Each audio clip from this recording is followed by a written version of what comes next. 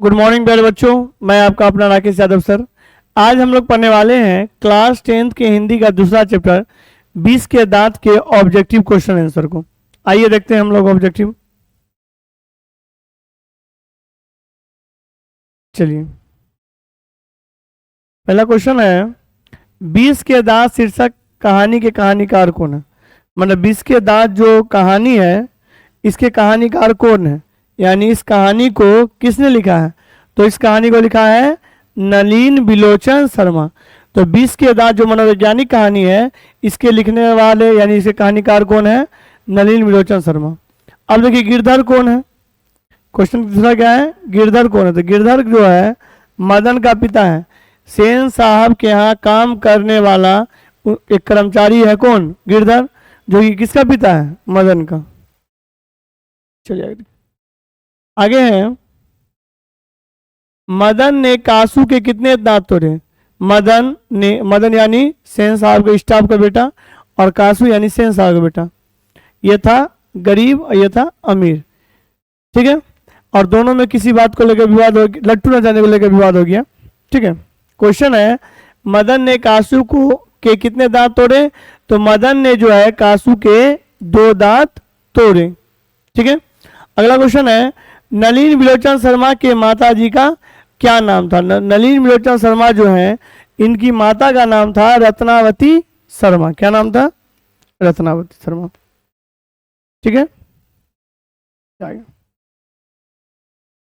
आगे है नलिन बिलोचन शर्मा के कहानियों में किसके तत्व समग्र से उभर कर आए। किसके, मनोवैज्ञानिक का। क्योंकि हम लोग जब मैंने लेसन पढ़ाया था, इस चैप्टर को पढ़ाया था, तो मैंने पहले ही बता दिया था कि 20 के दांत कैसी कहानी है, मनोवैज्ञानिक कहानी। तो मनोवैज्ञानिकता दर्शाया। मोटर कार को किससे खतरा था। तो मोटर कार को किससे खतरा था, खोखा से। खोखा यानी सेन साहब का बेटा।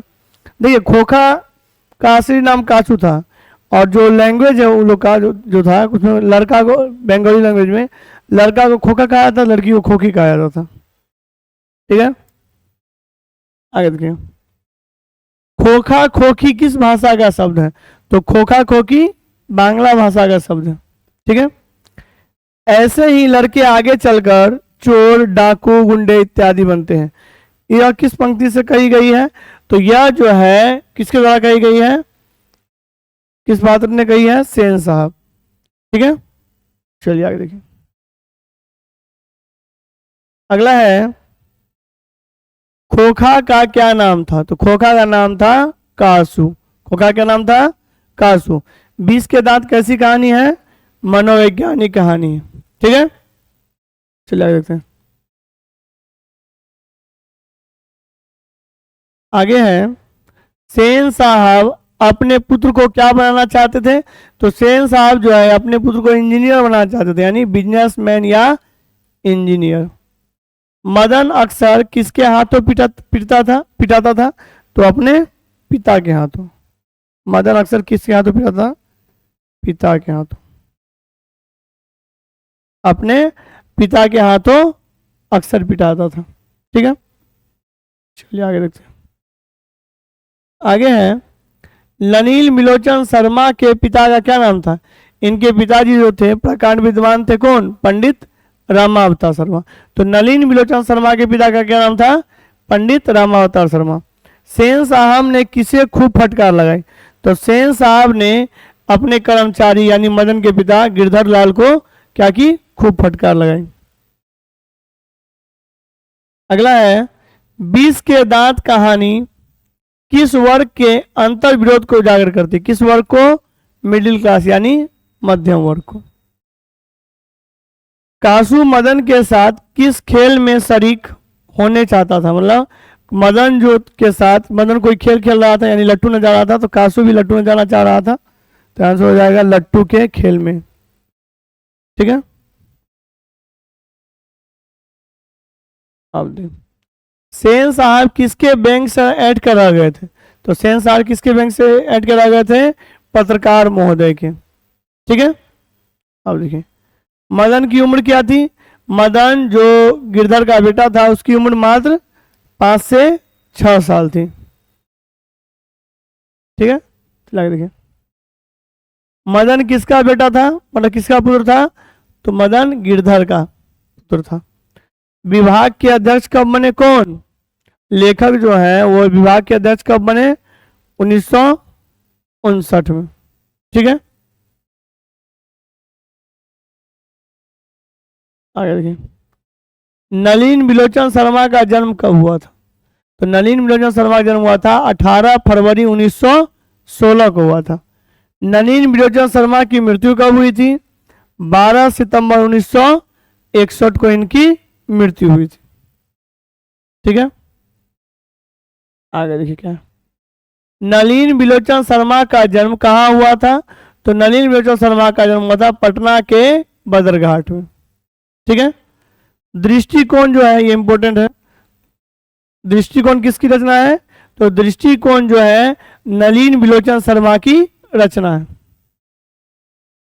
चलिए आगे देखते हैं, लड़की क्या है, कठपुतली है, लड़की क्या है, कठपुतली है, किसे इस बात पर गर्व है, किसे गर्व है, माता पिता को। इस चैप्टर 20 के साथ में ये बताया गया है कि लड़की को कठपुतली माना गया।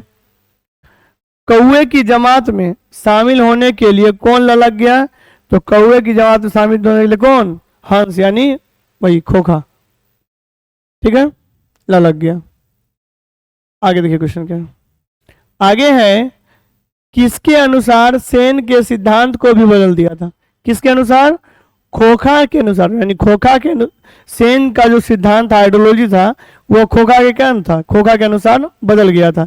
यानी पहले जो नियम कानून था, खोखा के बाद वो नियम कानून क्या हो गया, पूरा चेंज हो गया, यानी खोखा को लाड प्यार में मन बढ़ा दिया गया। सेन साहब की कितनी लड़कियां थी, तो सेन साहब की 5 लड़कियां थी और 1 लड़का था। तो सेन साहब कितनी लड़कियां थी, 5। अगला, शोफर शब्द का क्या अर्थ है, शोफर मतलब होता है ड्राइवर। ठीक है, शोफर का मतलब क्या होता है, ड्राइवर। एक मिनट,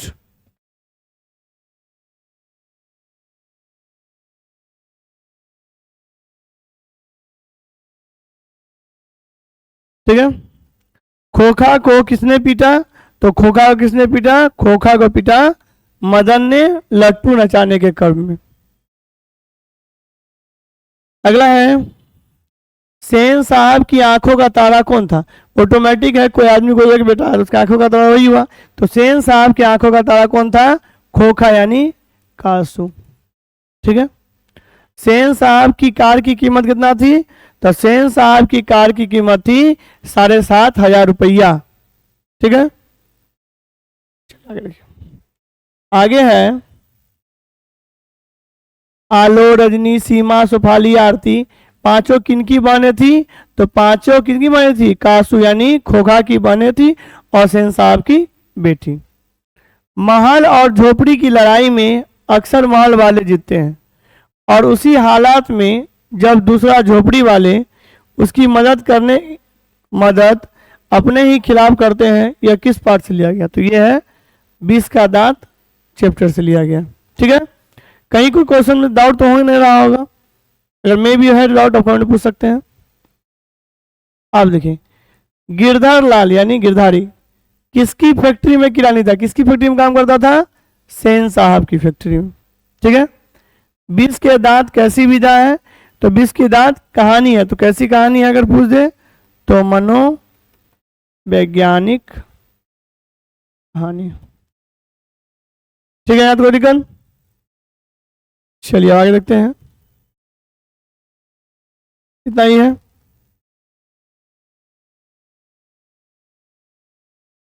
जो भी बच्चे मैट्रिक एग्जाम देने वाले हैं, मेरे वीडियो को देख रहे हैं, मेरे चैनल को लाइक करें, सब्सक्राइब करें और दोस्तों को भी शेयर करें, जिससे उनको बेहतर कंटेंट मिल सके। देखिए, इतना रेगुलर क्लास के बावजूद भी अगर आप लोग के लिए हम टाइम निकाल के यूट्यूब पे वीडियो बना रहे हैं, तो आप लोग का फर्ज है कि आप लोग अपने दोस्तों को भी शेयर करें, जिससे उनको सही नॉलेज मिल सके। ठीक है, वीडियो को देखने के लिए धन्यवाद। जय हिंद, जय भारत।